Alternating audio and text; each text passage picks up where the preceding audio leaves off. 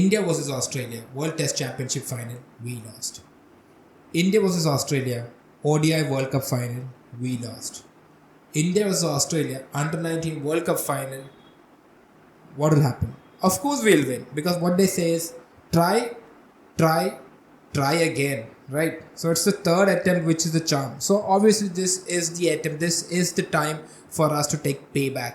But before I get into that, I want to say that the last two Under19 World Cup finals was as worthy or probably even more worthy than the international matches. It was an absolute treat to watch. I don't know if you guys watched. If you didn't, you guys really missed out on two absolutely beautiful matches. The first match was India versus South Africa. You know I'm talking about the Under-19 World Cup, right? India versus South Africa. The game well poised. At one point, we were 32 for 4. I was like, damn, again, semi-final, World Cup final, and then we lose again. And then from there, we win. But then I remembered, this is the Under-19 World Cup team. It's not the senior World Cup team. Under-19 team of ours has been dominating ever. It's ever since last, I think, 15, 20 years, we have been the best Under-19 side. So I kind of feel like, from 32 for 4, from there, Sachin Das and Uday Saharan build up a partnership of 171 runs. I remember this 32 for 4 somewhere else. It happened not so long ago. I don't want to bring back bad memories, but back then, we had a number 5 batter who played 66 runs and from 107 balls and bottled that cup.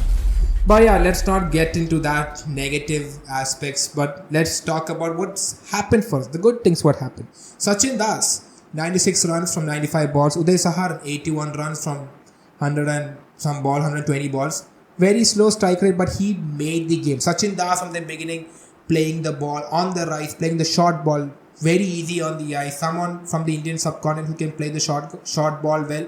It's a rarity, and I think he has to be given a lot of praise. We know a few players who can play short ball well. Shubman Gill is one of those guys. Virat Kohli is one of those guys. KL Rahul, one of those guys. And obviously the best puller of all time. Probably one of the best pullers of all time. Rohit Sharma. So I think Sachin Das is going to be a future IPL star for sure. Because he's got a good strike rate. He's got a good level head. A clean striker of the ball. Especially someone who can play shots on the back foot. And then we have Uday Saharan who is more of a playmaker. You need a playmaker to set the game up. When the game was tight at 32.4, if you were to watch the game, they were bowling balls, on good length, and the ball is bouncing over your face. So it's not something which we Indians are used to. We Indian pitchers are not used to playing, these kind of length. Because once you bowl on good length, it's supposed to come to your knees. But in South Africa, it goes way, way above. So that was one of those things which I think, we have to give credit to our Indian boys, because these are very alien conditions for us. And these guys absolutely nailed that chase. And that was one stunner of a chase. Mafaka from South Africa taking 3 wickets. Lewis from South Africa taking 3 wickets, especially with the new ball. So Mushir Khan unfortunately couldn't get as much runs. He was out pretty early. But Uday Sahar and Sachin Das, I have to give it to them. Sachin Das taking the pressure off early and taking the game to South Africa. But then lost his wicket off. Then Uday Saharan finishing the game and taking it to the last freaking ball. But let's not deny and talk about, that's another name which people forget to sideline. They keep sidelining. That's Raj Limbani. He is one of those guys who took 3 wickets with the ball. And then there was a 6. I don't know if you watched. We were 17 runs from 13, 14 balls required. 17 runs required from 14 balls.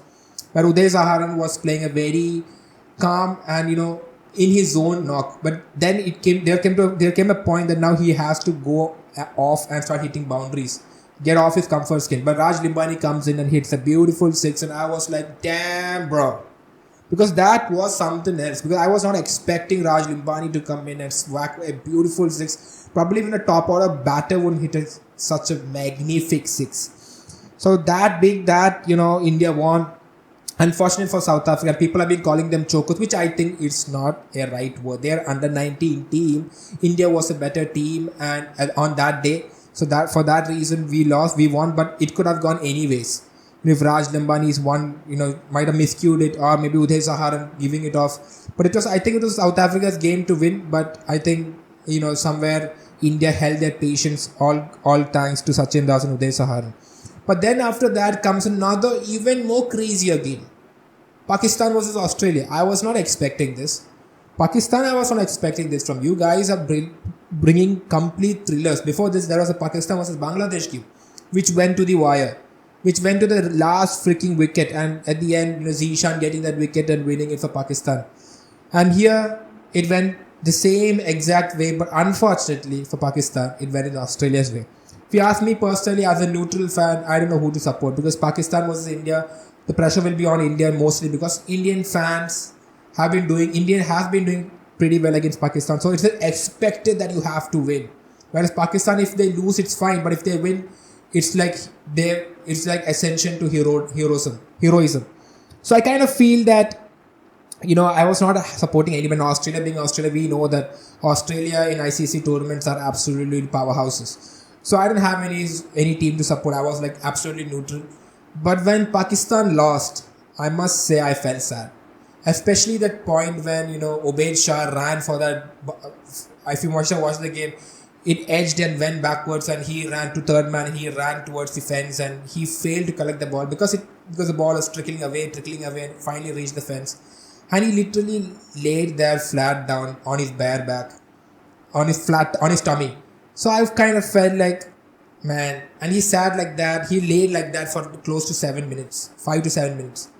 So that's when the inner sports person inside me came out, and I was like, man, that is sad. Because I know the feeling of defeat. I know how it feels. Like, I used to play competitive games before. So seeing that actually made me feel sad for them. But how sport is. Of all the teams, like out of 10 teams which play, only one team wins. So in sports, there's always more losers than winners. So coming to the game, I think, Shahzad Khan, who was probably the most prominent batter of Pakistan, failed. He made 4 from 30 balls, which was not acceptable because you cannot do that. I know the new ball is very tricky, but you cannot do that. He was the hope of Pakistan. Pakistan's problem was their batting was a lot more fragile compared to their bowling, because their bowling was world class. Their bowling is always world class, but this tournament especially, they had a pretty good solid bowlers. But then they had Azan Awais and Arafat Minhas, who actually both of them hit 50s. So I think those both actually put up a decent score for for Pakistan to set up. They were actually short of 25-30 runs, but I think Australia came in, but Australia couldn't keep up. And Tom Striker, you have to give it to Tom Striker, hit 6 wickets, and that's the best figures in Under-19 World Cup history. So that is something, because 6 wickets, and before this was Kangiso Rabada. We know who Kangiso Rabada is. And if you look at that list of bowlers, every bowler in that setup was probably a pretty big international name.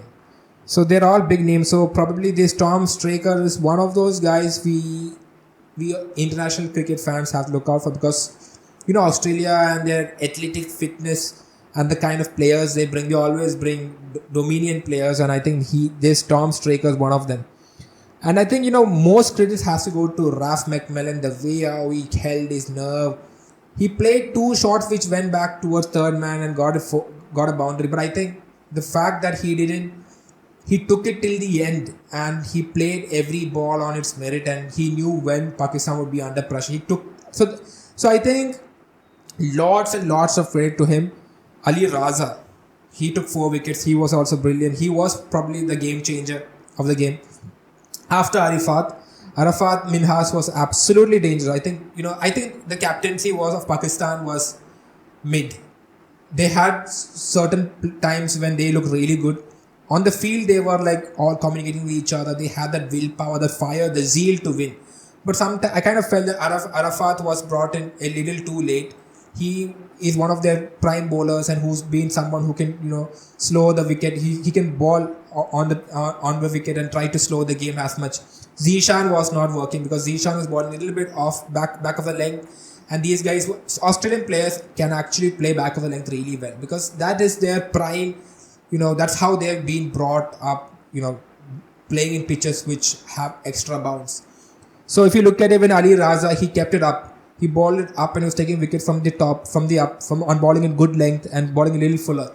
Whereas Zishan was bowling a little shorter and he was getting that bounce, but the Australians were playing him really well. So I think the captain should have brought Arafat a little earlier, but I think he didn't. So that's a big blow for Pakistan. And towards the end when he came, I think the game went a little too far ahead. And all credit to Ali Raza. I think if Pakistan could have won, he would have easily been the man of the match. Absolute talent, 15-year-old. I kind of feel like this guy's bowling action looks smooth, crisp. Maybe in a few years' time, we might be looking at one of those big-time greats, or probably even a captain of Pakistan, depending on how Pakistan takes care of him. I mean, Australian coming to Australia, Australia also are pretty good players. They have certain great players. So it's India versus Australia once again. Now this is the highlight. You don't know what happens because India and Australia is now. It seemed that it's before it was Australia versus England, the rivalry. Then it became India versus Pakistan. But now I think it's Australia versus India. Even though Australia is leading that hunt, I think it's time for India to give it back. And if there is a team which can give it back, I think it's the Under-19 team. Our batters are really good. We have a few key players. Uday Saharan, captain, leading from the front. Mushir Khan, our best bat in the tournament. Then obviously Sachin Das, another powerful striker. He's got 2 back-to-back good scores. Hopefully he does it the third time as well. It's rare for people to do it consecutively, but I hope Sachin Das does it because he's very fluent in the eye and his strike rate is always 100 plus. So which is always a good news for us.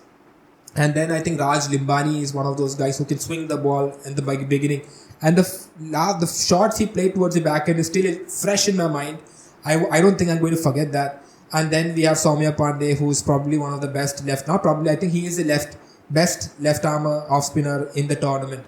So I think we have a few key players, and if these guys can all perform, we can take it home.